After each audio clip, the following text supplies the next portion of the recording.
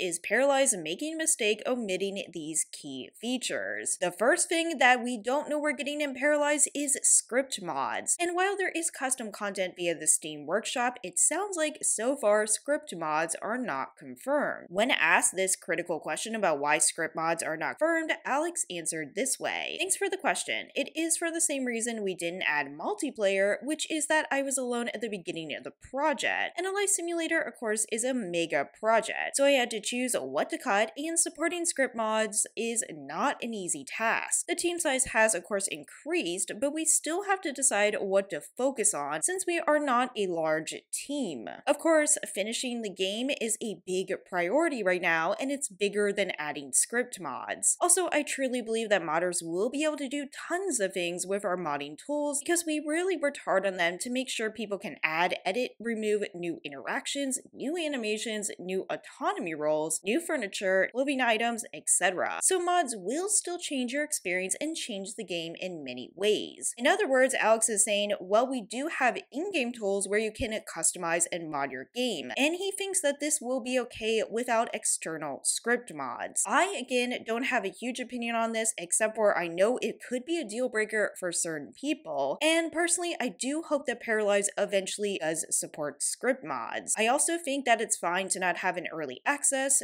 but that is just my take. Let me know what you think about that one in particular. Now, I will say, even though there might not be script mods, there will be cheats, and I think this is also important. Not everybody uses cheats, but it's just one of those fundamental things a lot of people expect for a simulation game, or honestly most games in general. When asked about specific cheats though, we don't have all the answers. Do you think there will be a cheat for turning the aging off for a single pair of folk at a time? There could be. Adding cheats isn't hard, and if we're missing any, it will be easy to get that feedback and consider adding them. Some things could be part of the options menu, some things could be part of the mod system, but for everything else, cheats might make the most sense. Honestly, I don't personally need a feature where you can turn off aging for just one in the household, but I can understand why some people might want that. And rest assured, there are many cheats in Paralives already. This includes money cheats, changing the money balance. However, they do not have a move objects cheat. The reason being is they say that already they have a lot of features that essentially do that function. They have tons of other cheats for other things though, like jumping to another time of day, relieving needs, and changing your skill levels, even setting current life stages, changing personality traits, and more. It sounds to me like they have a lot of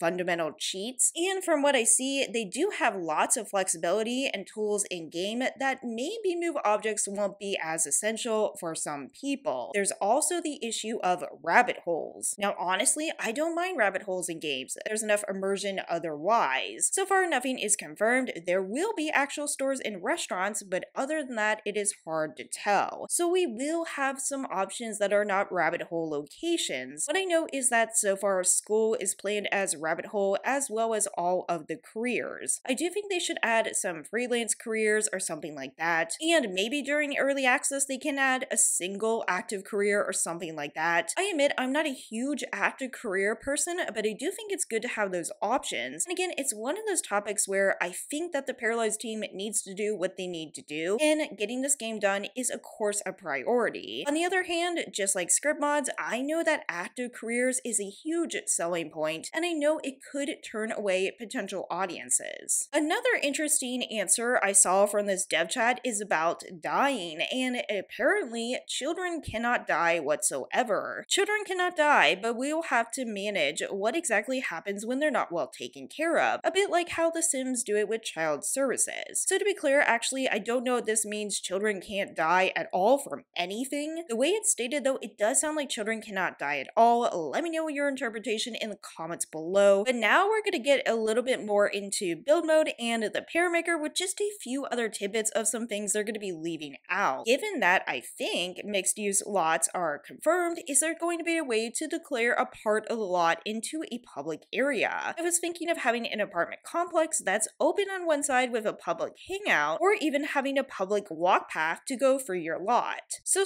far that is not confirmed, but it is something they want to do in the future. That means I don't have any solid info to give at the moment. When we get into deciding what we do with mixed use lots, we will design and figure out all these questions. Honestly, all I personally want is mixed use lots lot, so I'm totally fine with this answer. I think that making it that highly customizable isn't super realistic, honestly, for the Paralyzed team. I could definitely be wrong, but just being able to have lots that do function as residential and commercial, I think is an awesome feature, and I personally would not consider this a limitation. However, some of my astute commenters have noticed some missing items in the Paramaker. While I personally have been impressed with the showcases, some have noticed the lack of longer hair in particular, and it turns out this is in fact purposeful. For example, they were asking about how big wedding dresses could be or how long hair could be. Currently, in terms of hair, the hips are the limit, and if the coat is longer, things get very complicated. The main issue is that the coat may not always be compatible with other bottoms. If you wear a more puffy skirt, for example, it will be 100% clipping through the coat. It is more feasible if the coat is long enough and closed. And keep in mind, in Paralyzed, you can layer clothing, and also there's a height slider in this game too. So there are lots of complexities to consider here. Yes, I would love to have skirts that are full of volume. Yes, I would love to have super long hairs, but I have to admit, this answer kind of makes sense to me. Do I hope in the future they can work around this? Sure. Do I know that they will? Not necessarily. However, if you know me, gameplay is most important, and one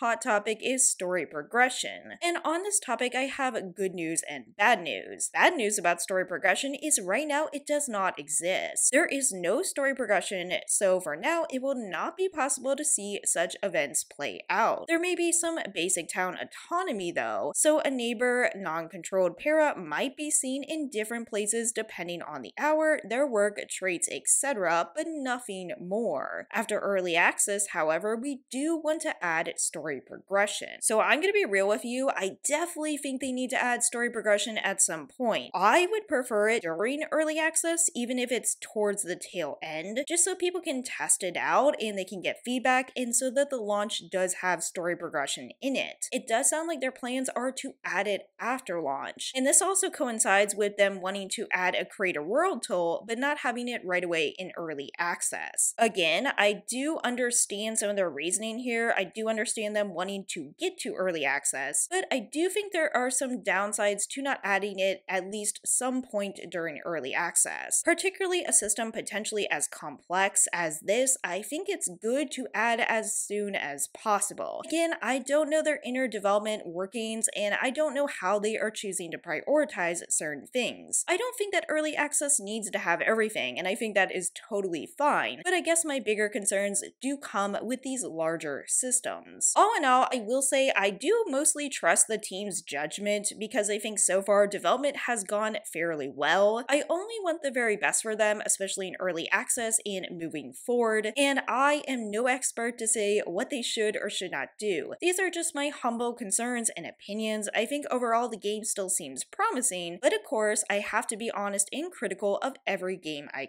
cover. Please let me know what you think in the comments below. As always, take care and I'll see you in the next one.